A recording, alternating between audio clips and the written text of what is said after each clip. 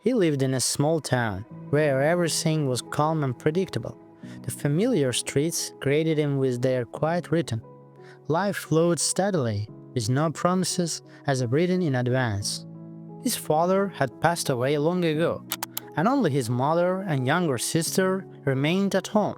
To make ends meet, his mother, despite her age and exhaustion, kept working. Every morning she rose earlier than anyone else to prepare simple pastries. He carried them with a thermos of coffee to a small roadside stall, where he sold them to passers-by.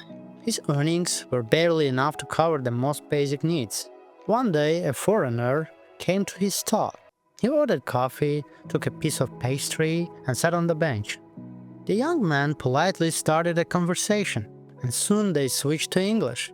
The guest was surprised. The boy spoke freely, warm and open, as if they had known each other for years. That openness carried a sharp mind, and it became clear there was more to him than met the eye. Before leaving, the foreigner handed him a card. If one day you decide to go abroad and try yourself there, call me. I will help you find work. You're a smart young man. You will succeed. He thanked the stranger and slipped the card into his pocket. The days went on as usual. Work, his mother's tired eyes, her quiet sighs in the evenings. He saw her worn hands and felt guilt pressing inside, knowing he couldn't take all the burden on himself. Sometimes, to escape those thoughts, he joined neighbors and friends sitting outside, talking about work and how hard it was to feed a family. He usually stayed quiet, just listening, but one evening the talk unexpectedly turned to him. "You're very social," a neighbor said. "You get along with anyone." Another added, "And your English is excellent. With that language you shouldn't be sitting here, in the capital, or even abroad. You would definitely make it." He smiled as if it was a joke, but inside something ached. He remembered the foreigner and the card still hidden in his pocket. That night he couldn't sleep. Two voices argued in his head. One whispered, "Stay. Everything is familiar here. This is your home. It's hard but safe." The other answered, "If nothing changes, tomorrow will be exactly the same. Your mother will keep working until her strength runs out. Your sister will remain in the same life. And you will stay stuck here forever." Restless, he got up, lit the lamp and began flipping through books on the shelf just to distract himself. Suddenly, his eyes caught a short story, a parable. It felt as if it had been waiting only for him. The parable of two seeds. Deep under the ground, in darkness and silence, lay two small seeds side by side. At first they were the same, tiny points hidden in the soil, waiting for their time. The earth protected them from wind, rain, and birds. It was calm and safe. But within this stillness, two different feelings grew, hope and fear. The first seed whispered, "I feel so good here, in the soil. Why should I go up? Up there everything is unpredictable. If I grow, the wind could break me. The rain could wash me away. Or birds could eat me.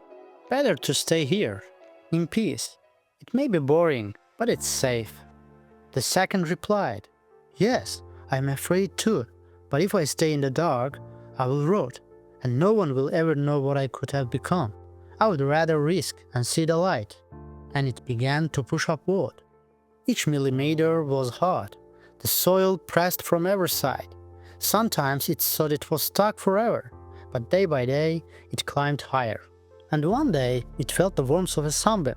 That touch filled it with a strength it never knew it had. From that moment, life changed.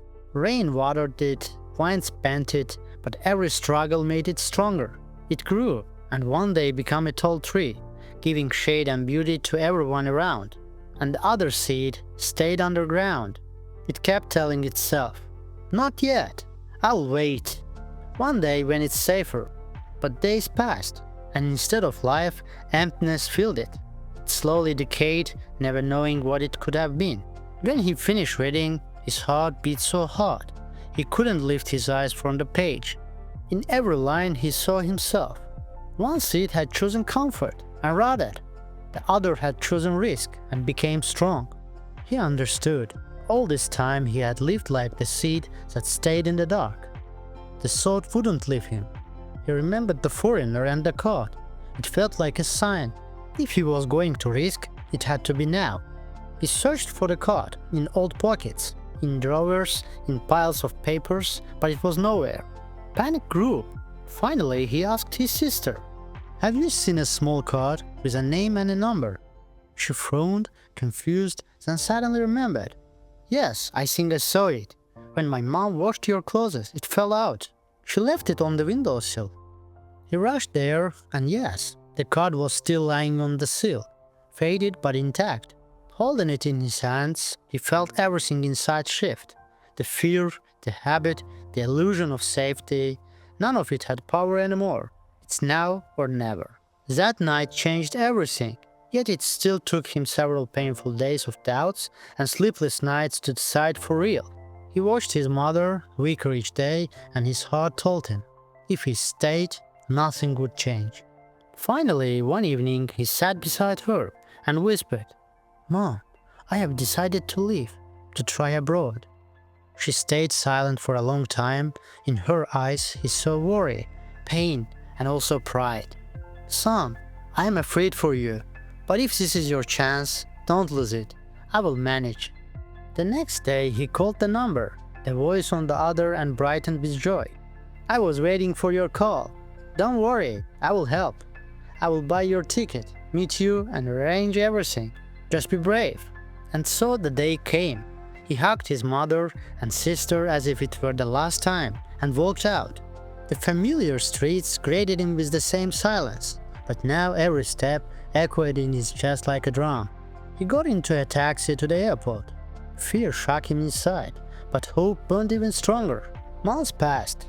He called home from another country. His voice now carried something new, confidence. Work had come.